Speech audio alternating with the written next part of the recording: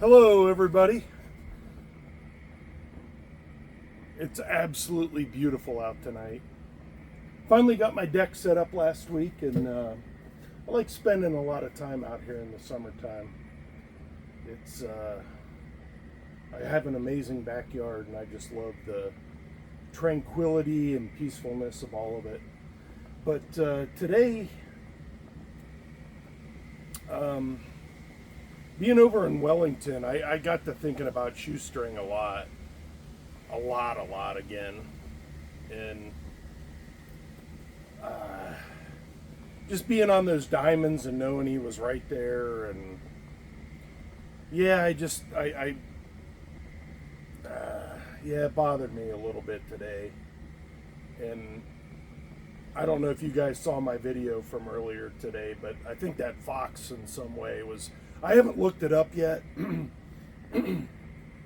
What like seeing a fox means, and I'm not a big superstitious like kind of guy like that, but I've never seen a fox out in my life like that, like out rail fanning and just being out and about and just looking over and like, oh, I think that's a fox. And I'm glad I got it on video, and it was cool to like put it on the video today, but I think that means something. I don't know. I feel like his spirit was with me a little bit today. But yeah, I was going to tell a couple more like fun stories about him. I got a million of them. And they don't all. Some of them I feel like keeping to myself, and some of them I can't. I can't not tell them. But one of the things I love about Shoestring is when he was always here, he was always like calling his mom, and I think he called his mom like the first time I met him, and I was taking him to catch a train out, and she was concerned about him. He's like, "Oh, I gotta call my mom," and I'm like, "Oh, well, whatever." And I just always thought that was awesome that he, was so rugged hobo man, always like letting his mom know where he's at and all that stuff, and that he was okay. I thought that was cool. And it was funny because my mom, I was a mommy's boy growing up, believe it or not. And when she heard, and she didn't have any idea who Shoestring was, but when she heard that I had him here for like a few days, she's like, "Did you have a homeless guy at your house?" I'm like, "Oh no, he's not a homeless guy." I said, "He's a hobo." And I had to explain to her the big difference between, somebody being homeless and somebody being a hobo by choice. And my mom, it was like right over my mom's head. But basically told her, I said, he's a good dude, and I wouldn't have him here if I didn't think he was or wasn't.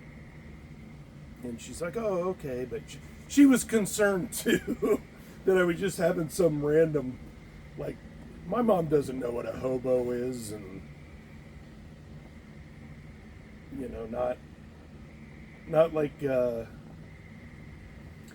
you think of a hobo, and I mean, most people use that term as interchangeable between like a homeless person or a bum, and there's a big, huge difference.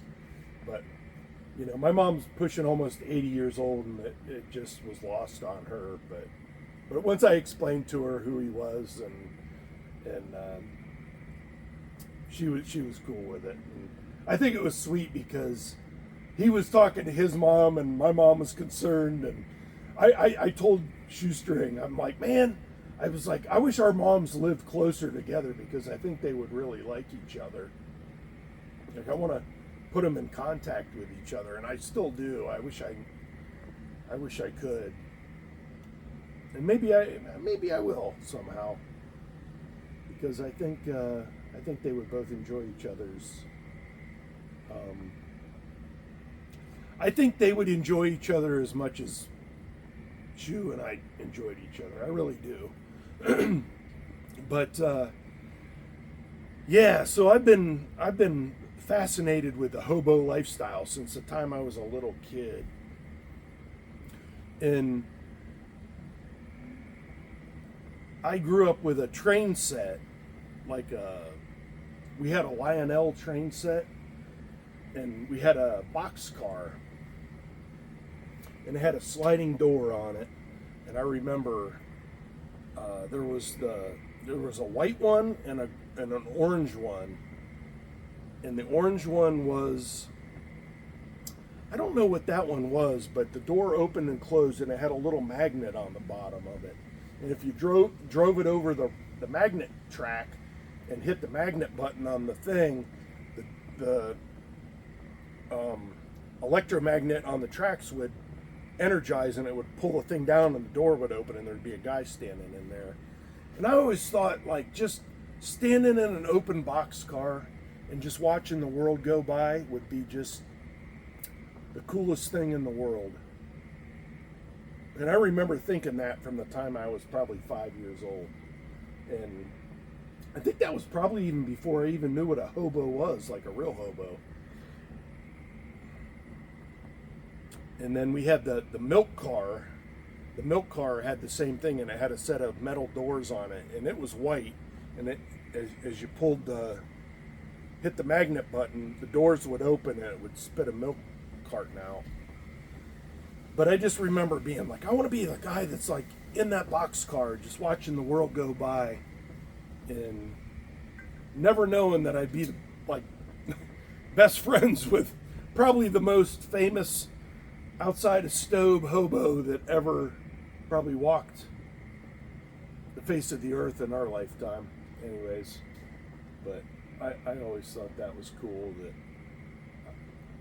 I had a connection to it, and it was just weird that I said in one of my videos that I felt like I've known that guy forever, and maybe that's why. But he always told me that he felt like he knew me forever too. And, yeah, it was just a pretty cool thing that I've always been fascinated by that lifestyle, and he lived it, and I was friends with a guy that lived it. And there's not too many of those guys around anymore. But another cool, awesome thing was I got to sit, this is my deck obviously, but when he was here last time, we built a little fire down at the fire pit down in the yard. And I got to sit down there with him around the fire and just BS with him around a campfire. I don't think there's too many people on this earth that have had the opportunity to sit around the campfire, like a real deal campfire, and just BS with Shoestring. And it was awesome. I can't remember. We were washing all of his clothes, and he didn't have any like clean stuff because we were washing everything. So I gave him a t-shirt and a pair of shorts, and I put up my comfy like zero gravity camp chair for him to sit in. And I just remember him sitting there beside me, and we were just BSing about stupid stuff, nothing important. And he didn't have his hat on, and he had like a big bald spot. I didn't realize how like he had a big giant male pattern baldness spot, which is why I think he liked to keep his hair like high and tight and always wore a hat, which I don't have one. I do wear a hat all the time, but yeah, he had a big bald spot on top, and I just remember looking over at him one time, and he had this big giant, in fact I have a picture of it somewhere. Maybe I'll post it or try to feed it into this video if I can do that. But I don't know if he would like that, because it was like I felt like I was catching him like you always saw him with his hat on, 99% of the time. Maybe he posted a video or two without it on, but I felt like I was like looking behind the curtain without his hat on. But I thought that was funny. But that same night, I cooked burgers for him, and I had I made burgers, and I had like pickles and onions and lettuce and mayo and ketchup and mushrooms and cooked onions and raw onions. And I had this whole giant spread, like it was like a burger bar. And I was very curious. I'm like, hey, he was out at the fire, and I'm like, all right, buddy, everything's ready. Just make what you want. And I was very curious to see what he picked and put on his burger. And I think he put mushrooms and cheese. And I had like 3 or 4 different kinds of cheese. I think he picked American cheese, mushrooms. I wish I remembered, because I was like, I told him, I said, oh, that's all you want? I'm like, you don't want this or that? And he's like, no, I'm good with that. And I'm like, one day I had this like dream of having a food truck and making like a food truck, like burgers or something. And I'm like, if I ever do it, I'm going to call this the Shoestring Burger. And I should have remembered and wrote it down, and I don't remember right now what he put on it. But it was pretty simple. I think it was mushrooms, cheese, I don't think maybe he put ketchup on it. He didn't get pickles. It was real simple, because I like everything. I put lettuce. I put all of it on there, and I was like kind of surprised that he was so like minimal on his burger. And I thought that was kind of funny. Yeah, that was a cool experience. And when I do eventually have my own food truck, I'm going to call it the Shoestring Burger. I will put that on there, and I'll sit and really think about what he did. But I think that was it. It was mushrooms, cheese, ketchup, and it was American cheese, ketchup. Yeah, it was real simple. And I'm like, onions, and I put all of it on there, mushrooms, but yeah, it was really cool.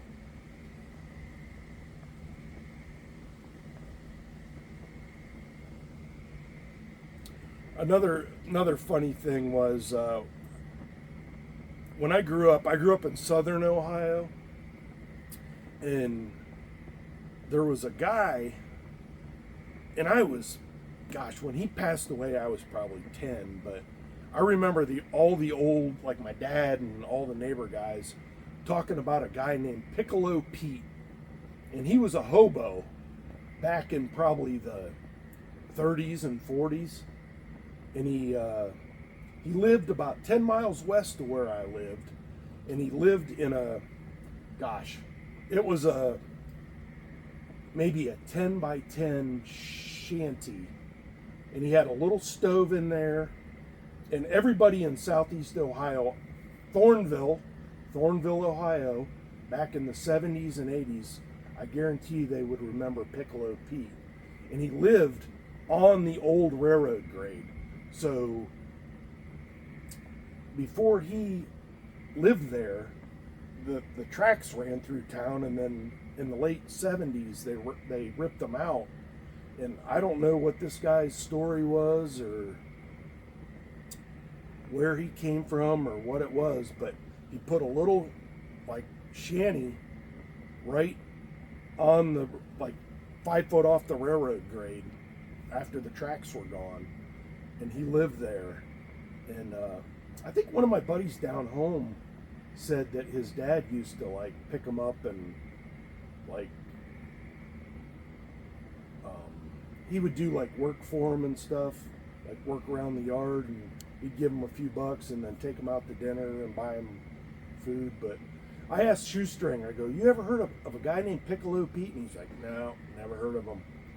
So I think he would have been a hobo long before Shoestring was doing it, like old school hobo. But yeah, I always thought that was cool. And he died, and Piccolo Pete passed away probably in the early 90s, and the old railroad grade's still there, and I don't know whatever happened to his shanty. Somebody tore it down or burned down or something, but I know after he passed away, it was there for a lot of years, probably 2 or 3 years anyways. And I remember like driving by and stuff, and like seeing it. But I remember seeing his shanty when he still lived there, and in the middle of winter you'd see like the little stovepipe like burning and smoke coming out of it and stuff. Man, if that guy could tell stories, Piccolo Pete of Thornville, Ohio, I guarantee there's people that know who he was, and I don't even know if his name was Pete or, but he was a character.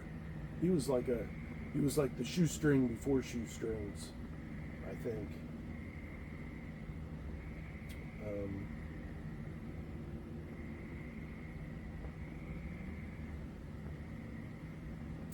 I don't know. I missed them today a lot. I miss them every day, but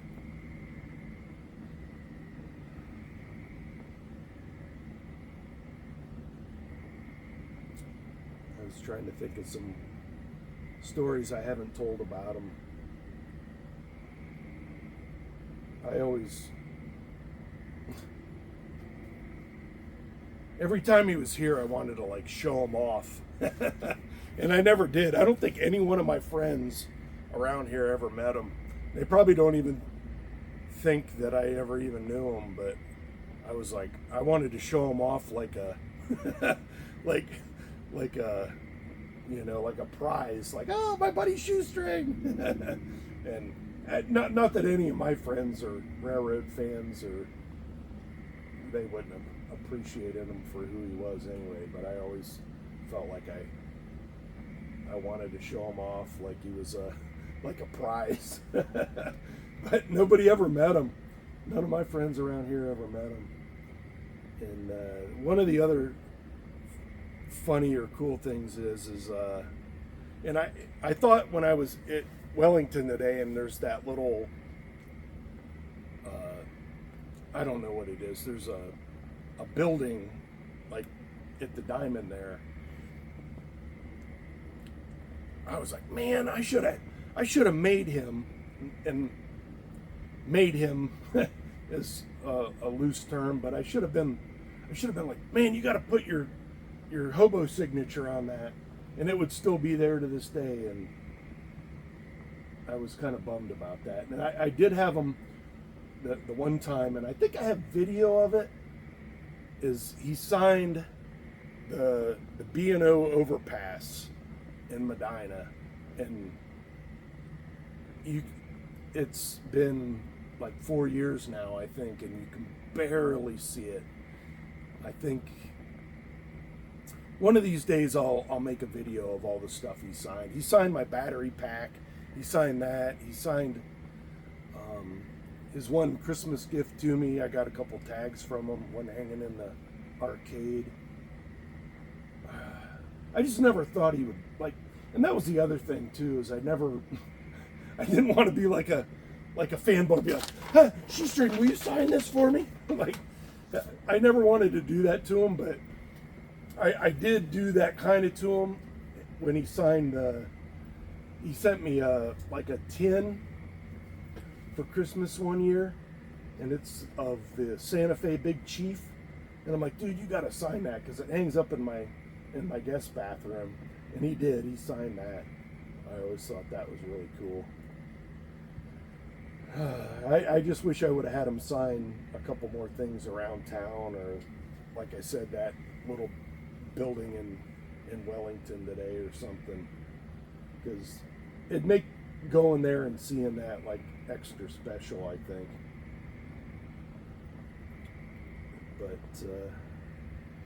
yeah, somebody else asked me like what hobo I follow now that Shoestring's gone, and I really don't follow any of them. I was a Stobe fan. That's kind of how I found Shoestring originally. But there's another guy. What's his name? Oh gosh, I'm blanking on it. But his videos are different than Shoestrings. It's all riding stuff, and he has like 2 or 3 cameras, and he puts every bridge he goes over, every town he goes through, he puts like a title on it. But Shoestring was a fan of his too, and I think he said he met him once. Gosh, what's his name? I would love to be able to put over a handful of people over to his channel. Gosh, I'm gonna have to come back at the end of this video and add it in there. But the other guy that I've been watching recently, and I know Shoestring knew him, is Troy. He goes by the name of Anywhere Man Hobo, and he's on YouTube, and his videos are really cool too. They're different than Shoestrings, but he adds some personality to it, and he also has some production and stuff to it where he splices everything. He puts a little bit of music in sometimes, and yeah, his stuff's cool, definitely cool. And Troy, if you ever see this, you're always welcome up here. You seem like a good dude, and I know Shoestring liked you, so that's all I need is you had the thumbs up from him. So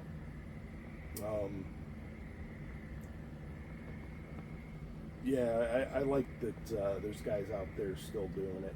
Oh, the other guy that does it is ran out of town on a rail, or ran out on a rail, or ran out of town on a rail. He was the first guy I was talking about that I couldn't remember his name or his channel. But it's way different than Shoestrings. I don't think ran out of town on a rail. You never even see who he is. He just makes riding videos. It's just riding, and it's really neat. And there's been a couple times where I've had my computer up and watched his videos, and I have Google Earth, and I follow along on Google Earth, and I'm like, oh, there's the bridge he's on. Oh, there's the town he's going to next. Oh, there's milepost. And you can follow along. It's so cool. And it really does feel like you're right there with him. Ran out of town on a rail, I think is his name. But yeah, him and Anywhere Man Hobo, Troy, I like those guys. Yeah, they're cool. Very cool. And I know Shoestring met them both. I don't know what else to say about all of it.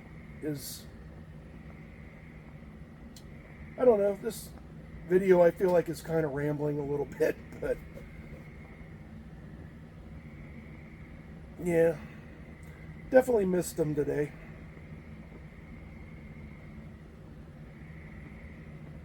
I wish he was here right now. I still can't believe he's gone. I really can't. I think about that sometimes. I'm like, I can't believe I'm living in a world that Shoestring isn't here anymore. And, you know, like, I can't believe this is, I can't believe, like, 2 months ago he was here and it's the same world, but now he's not around anymore. He was such a big character, and, you know, had such a big personality that we all loved.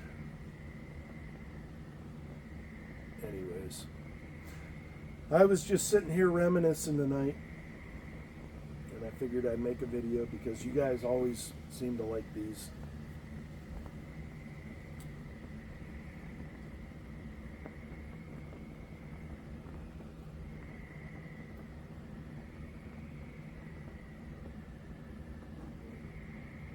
Yep.